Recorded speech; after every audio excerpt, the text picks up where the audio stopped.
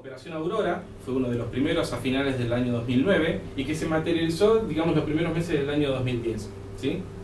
Operación Aurora fue uno de los primeros ataques que puso en boca de todo el mundo justamente esta situación de fusionar inteligencia y procesos de inteligencia con el cybercrime. ¿Sí? O sea, cosa que, vuelvo a repetir, hace 5, 6 años atrás, 10 años atrás, ni siquiera lo hubiéramos imaginado. Y hoy nosotros andamos todos con un celular en la mano y con el celular por la calle vamos no solamente hablando por teléfono, sino también escribiendo mensajes, incluso hasta podemos llegar a hacer una transacción bancaria, ¿sí? Donde estemos, a través de un celular. Todo eso potencia justamente las habilidades de los delincuentes informáticos y empiezan a aparecer este tipo de ataques y de incidentes que son realmente complejos. Operación Aurora. Y cuando digo complejo, voy a hacer un paréntesis, cuando digo complejo me refiero desde el punto de vista técnico del código, del desarrollo, porque las estrategias de propagación siguen siendo las mismas, y vamos a escuchar esto a lo largo de, no solamente de esta etapa, sino de cualquier charla de seguridad relacionada con esto que ustedes asistan. Los vectores de propagación son siempre los mismos, y son siempre los populares. Operación Aurora fue descubierto en realidad por Google, ¿sí? ¿Cómo? Resulta que una serie de personas importantes dentro de la compañía empezaron a recibir correos con adjuntos en archivos PDF. ¿Qué contenían esos archivos PDF? Exploits. En consecuencia eran ataques dirigidos. Es decir, no estamos hablando acá puntualmente de algo que se pudo masificar. Obviamente esto tiene consecuencias colaterales, sin lugar a dudas. Y cada uno de los incidentes a nivel global tiene consecuencias colaterales. Pero el objetivo estaba bien claro. Estaba dirigido a la compañía. Y así fueron, a lo largo de toda la etapa, de toda esa campaña de propagación, rompiendo la seguridad de grandes compañías, de grandes corporaciones, ¿sí? Y acá también una pregunta de rigor. Si grandes corporaciones, o sea, si rompen la seguridad de grandes corporaciones, ¿qué nos queda? Pensémoslo desde el punto de vista del usuario final y pensémoslo también desde el punto de vista de nuestras compañías, ¿sí? Es un tema complejo. Bien. Seguido, el próximo año apareció el famoso Stuxnet, ¿sí? Stuxnet también rompió justamente todos estos mitos de la trivialidad que se pensaba que existía con respecto a los códigos maliciosos. Stuxnet realmente declaró y puso entera de juicio las posibilidades de generar aspectos de ciberguerra a través de códigos maliciosos, es decir, utilizar virus informáticos, ¿sí?, y similares para producir presión hacia otros gobiernos. Y no solamente eso. En el caso de Stuxnet puntualmente, estaba dirigido para atacar infraestructura crítica. ¿Qué entendemos por infraestructura crítica? Todo aquello que hace que nuestra vida cotidiana sea placentera, ¿sí? Que tengamos gas, que tengamos luz, en definitiva todo ese tipo de cuestiones. Stuxnet estaba dirigido a una plataforma puntual que sirve para administrar justamente infraestructura crítica, y ahí saltó justamente y se puso en tela de juicio la seguridad en sistemas SCADA, ¿sí? Hasta ese momento, ¿quién llamaba la atención de los sistemas SCADA? Existían hace muchos años atrás. Sin embargo, la seguridad era prácticamente nula. Stuxnet rompía la seguridad de los sistemas SCADA con contraseñas 123. O sea, estamos hablando de cosas que venimos escuchando hace más de 15 años, ¿sí? Sobre un tema que es realmente complejo y es crítico. Y una cosa también realmente importante en este sentido. Esto también trajo aparejado el hecho de que los códigos maliciosos pueden influir en la vida humana. O sea, ponen en peligro, podrían poner en peligro la vida humana, ¿sí? Ustedes recuerdan, justamente la semana pasada estaba mirando un documental sobre el incidente en Chernobyl. ¿Recuerdan? En Pripyat, si no me equivoco, en Ucrania. Y yo me ponía a pensar, ¿no? ¿Qué pasaría si hoy por hoy, digamos, las herramientas, que con este tipo de herramientas, con este tipo de ataques, sería relativamente sencillo para un grupo de profesionales que se encuentre detrás del desarrollo de este tipo de aplicaciones, quizás generar algún incidente de ese estilo? ¿Sí? Existen todas las posibilidades y de hecho hay algunos datos puntuales, ¿sí?, y concretos que todo dan a entender de que esto se está propagando y que cada vez van a aparecer muchas más herramientas de este estilo. Y acá vuelvo a repetir, no hablamos de un grupo de chicos que tienen ganas de sentarse y programar algún programa malicioso, o de robarnos fotografías, o de robarnos algún video medio explícito, ¿sí?, o cosas por el estilo. Estamos hablando de algo mucho más complejo. Inteligencia, ustedes saben que se hace inteligencia en todos los ámbitos. Y dentro de los procesos de inteligencia hay otros subprocesos que también se aplican, y también se aplican en este sentido. Códigos maliciosos que tienen la capacidad de no solamente interceptar la comunicación en tiempo real, y al momento de interceptarla modificar esa información, sino que también, sin que nosotros nos demos cuenta, activar la cámara web, ¿sí? Registrar absolutamente todo lo que nosotros escribimos en el equipo. Uno puede pensar, ¿y dónde va todo ese volumen de información? Porque el volumen de información es realmente espantoso. Muchas veces ni siquiera esos grupos delictivos conocen el caudal de información que tienen. Lo que pasa con este tipo de ataques puntuales, que justamente es eso, están dirigidos. Entonces, la información es de interés. Es decir, no se recolecta con muchos de estos códigos maliciosos información en estado crudo, sino que esa información ya está procesada. Imagínense que infectar la información de una persona que trabaja en alguna embajada específica, toda esa información que va a estar en ese equipo, por más que sea pública a nivel interno, es de interés para otros gobiernos, sin lugar a dudas. Y toda esa información, por más cruda que esté en el equipo, es información que, de cara a los delincuentes informáticos o a los grupos organizados, ya está procesada, ¿sí? En el 2011 tuvimos un incidente también que afirmó justamente mucho más esta idea de la utilización de códigos maliciosos para espionaje gubernamental, y fue el caso de Duqu. Duqu está creado en realidad por la misma plataforma que se generó Stuxnet. Esa plataforma se llama Tilde. Es una plataforma que, según las huellas que se encontraban en el código fuente del código malicioso, todo daba a entender de que había sido generado por la misma plataforma. ¿Qué significa esto? Que estaba generado por el mismo grupo. Llamémosle el mismo gobierno, o el mismo grupo de gobiernos. ¿Sí? Alguien dijo, lo dejo a su criterio. Famosa frase. Bueno, la cuestión es que, a diferencia de Stuxnet, Duqu era mucho más complejo. Stuxnet se propagaba explotando vulnerabilidades puntuales, Duqu también, pero no se autorreplicaba, por ejemplo. Duqu no estaba diseñado, aunque tenía subrutinas para atacar sistemas SCADA, no estaba diseñado en primera instancia para atacar sistemas SCADA, sino que simplemente para realizar espionaje informático, pura y exclusivamente. Aunque, lógicamente, como dije hace unos segundos, estaba preparado para hacer otro tipo de cosas, ¿sí? Luego de eso tuvimos, a requerimiento de un país puntual, tuvimos buscando un código malicioso que en definitiva nunca lo encontramos, ¿sí? Que ese código malicioso supuestamente borraba información de equipos de ambientes militares y gubernamentales. Ese código malicioso se dio a llamar Wiper. Nunca lo encontramos, pero sí encontramos huellas en esos equipos. Resulta que mientras estaba generando esa investigación encontramos otras piezas de código maliciosos. Dio origen a Flame. Flame es un código malicioso mucho más complejo que Stuxnet y Duqu, que explota también vulnerabilidades. Y ustedes se van a reír cuando escuchemos el tipo de vulnerabilidades que explota. Volviendo un poco a Stuxnet, Stuxnet explotaba una vulnerabilidad específica. Había varias versiones, ¿no? La primera versión se propagaba a través de dispositivos USB, tecnología que hoy por hoy es masivamente utilizada. ¿Y quién no utiliza un USB? Bueno, la cuestión es que Flame es mucho más complejo y tiene ciertas similitudes que lo hacen extremadamente llamativo. En primera instancia, el módulo completo, una vez que se instala en un sistema operativo, pesa 20 megabytes. Díganme, ¿dónde viene un código malicioso de 20 megabytes? O sea, y eso hace también que uno pueda suponer que las personas que se encuentran detrás quizás no son tan profesionales, ¿no? Porque al generar un código malicioso que en definitiva termina pesando demasiado, es medio engorroso. Pero en realidad, ¿qué compañía analiza un código malicioso de 20 megabytes? Esa es la otra, ¿no?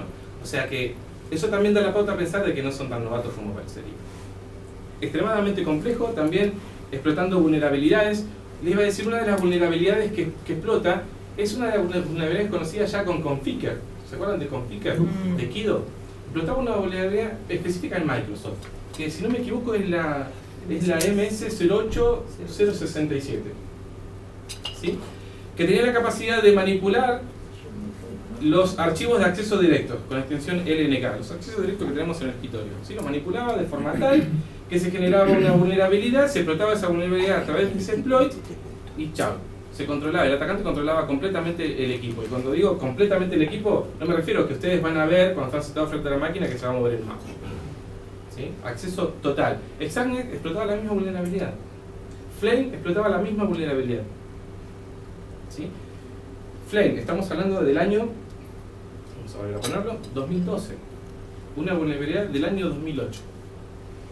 ¿sí? Digamos, hay muchas falencias. Y díganme si ustedes no están cansados quizás de replicar noticias relacionadas a concientización. Que utilicen contraseñas fuertes, recuerdan lo que dije anteriormente con los sistemas SCADA y la contraseña 123, que actualicen los sistemas operativos, que actualicen las aplicaciones que tenemos detrás. Historia vieja. Ahora, yo les pregunto con el tema de las contraseñas. ¿Qué pasa si nosotros somos usuarios educados, ¿sí? Hacemos uso de buenas prácticas de seguridad y todas las semanas cambiamos nuestra contraseña de todos los accesos que tenemos? Vamos a poner un ejemplo, Home Banking. Cambiamos todas las semanas la contraseña y más. No utilizamos 6 caracteres, utilizamos 20. Está infectado. O sea, esa información que nosotros vamos modificando constantemente y cada vez que la modificamos va a llegar al atacante. O sea que el atacante todo el tiempo va a tener acceso a nuestro sistema. No solamente a nuestro sistema, sino también a nuestros recursos. Y cuando hablamos de home banking no estamos hablando de información, digamos, trivial, ¿no? Es información realmente sensible para nosotros. Que nos roben $100 y quizás nos duele un poquito, ¿no? No pasa. Y cuando pasa, son realmente a mí, como lo que me gusta llamar a mí, aspirantes a delincuentes informáticos, porque en realidad no saben bien qué es lo que están haciendo, ¿no? El profesional lo que hace es justamente trabajo de hormiga, va recolectando, un poquitito para acá, un poquitito para allá. El dólar, si bien tenemos diferentes categorizaciones puntualmente en Argentina, el dólar para un delincuente informático que está en Rusia tiene el mismo valor si lo roban en Perú, en México o en Argentina. ¿Sí? A ver, ¿qué tienen estas imágenes en común? Luego de la aparición de Flame descubrimos otro código malicioso, también de similares características y que estimamos está generado también con la misma plataforma que se generó Flame. Que justamente la plataforma la dimos en llamar Flame. ¿Por qué se llamó Flame? Justamente porque en las subrutinas que encontramos dentro del código había cosas muy puntuales que hacían referencia a ese nombre. Es un nombre que lo adoptamos nosotros, ¿sí? Por eso esto también es muy importante que lo sepan. Porque sobre todo luego de que apareció Stuxnet, hubo muchas publicaciones y muchas cosas que empezaron a aparecer por internet. Que por qué si un código malicioso que hace muchos años estaba ahí todavía no era detectado y recién ahora fue detectado, y que la investigación, y por qué Kaspersky, y por qué esto, por qué lo otro. Y la realidad es que en definitiva ninguno terminó dando datos concretos, salvo Kaspersky, que fue la empresa que se encargó justamente de generar la investigación. ¿Sí? Y así cada una de las investigaciones de los códigos maliciosos que estamos mencionando en este momento, y algunos otros que de hecho no estoy mencionando. Como el caso de MiniFlame, por ejemplo, que era otra especie de módulo justamente que era compatible con el módulo principal o nodriza de Flame, ¿sí? En este caso particular, lo que tienen en común es que las subrutinas tenían nombres de filósofos y matemáticos. Una de las subrutinas más complejas era la que estaba encargada del robo de información a través de diferentes estrategias. No solamente registrar todo lo que uno escribía, sino también capturar imágenes a través de la webcam y un montón de cosas más. Entonces, por eso de ahí surgió el nombre Gauss, ¿sí? Digamos, conmemoración, algo así, al filósofo Friedrich Gauss, ¿sí? Bueno, realmente muy complejo también para generar espionaje informático y demás. También explotando vulnerabilidades, algunas del día cero, es decir, aquellas que todavía no tienen una cobertura de parte de las compañías, una solución de parte de las compañías de las cuales tienen esa vulnerabilidad, ¿sí? Eso se está transformando en algo también extremadamente común en la actualidad, ¿sí? Y de hecho toda esta tendencia de todo lo que tenga que ver con amenazas desde el punto de vista bélico y generación de códigos maliciosos apunta justamente a generar estrategias de ataque a través de los zero day, ¿sí? Exploits de tipo zero day, y a través de aquellas tecnologías que habitualmente utilizamos, archivos PDF, archivos de ofimática, etc., ¿sí? Bueno, y recientemente hemos publicado y alertado sobre una nueva campaña que dimos en conocer en Octubre Rojo, también de conmemoración de la vieja película, seguramente la vieron, ¿no?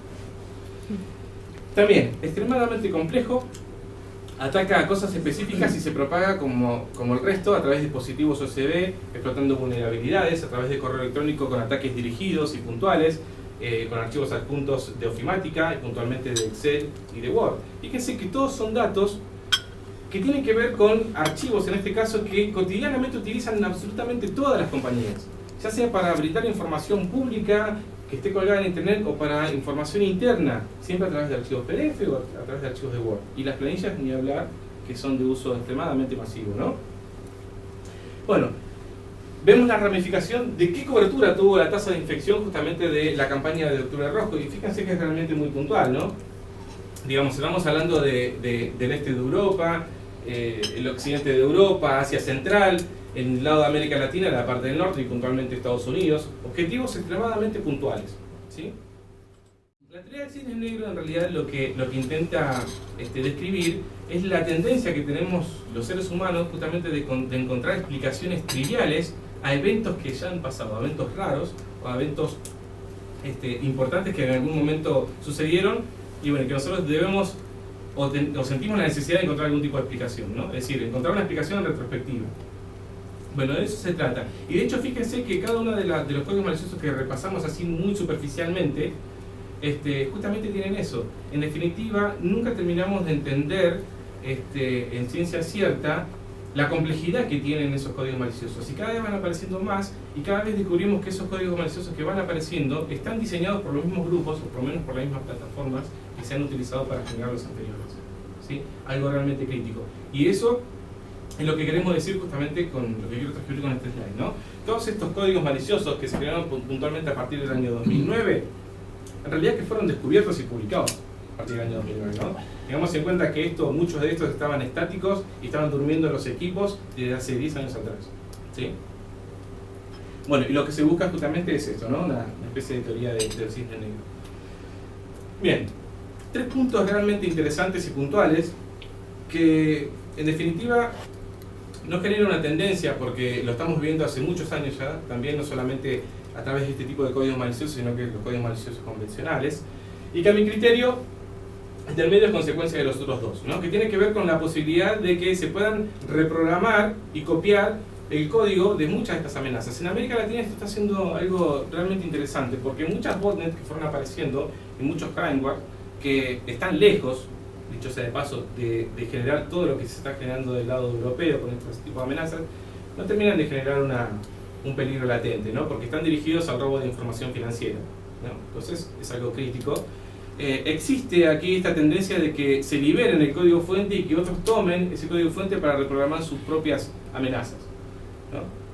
Y siempre hablando de troyanos bancarios, lo cual también de este lado, vuelvo a repetir, si bien no es la misma tendencia que tenemos del otro lado del charco, termina generando una amenaza realmente crítica en todo sentido, ¿sí? Vuelvo a repetir, desde el punto de vista hogareño como desde el punto de vista corporativo, y sobre todo teniendo en cuenta, ¿su nombre me dijo? Manuel. Con Manuel estamos hablando en un principio sobre toda esta gama tan alta de posibilidades que tienen los delincuentes informáticos hoy a través de las tecnologías. Sí, Ariel lo veo ahí con el celular, pero él podría estar tuiteando algo, podría estar escribiendo un mail, o podría estar pagando, no sé, realizando una transacción bancaria. ¿Por qué no? ¿Sí? Bueno, todas esas posibilidades hacen justamente que el abanico de oportunidades para los delincuentes sean realmente alto.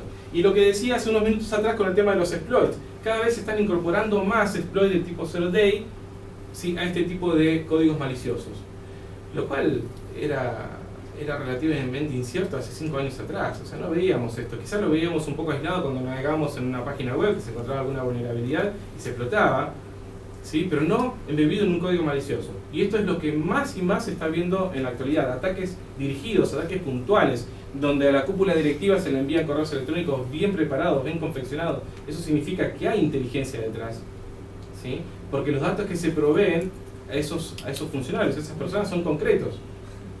Justamente eso forma parte de la estrategia de engaño, de la estrategia de ingeniería social. Fíjense que nuevamente repetimos nomenclaturas que estamos acostumbrados a escucharlas. En todos los eventos de seguridad van a escuchar de malware, virus, gusanos, troyanos, ingeniería social.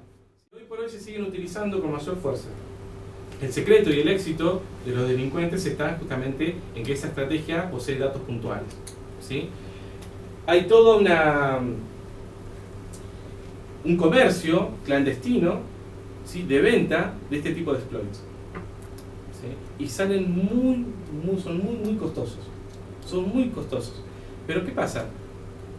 A los grupos delictivos esto no les importa, tienen muchísimo dinero. ¿Sí? A lo largo de un poco más de 15 años que llevo investigando delitos informáticos utilizando Internet como infraestructura de ataque, he recibido al menos unas 7 amenazas, ¿sí? De diferentes grupos. Una de las últimas que recuerdo era muy sutil, era de parte de Europa del Este, puntualmente de un grupo ruso. Y no me decían, te vamos a enviar un kamikaze y te vamos a encontrar en un zanjón, ¿sí?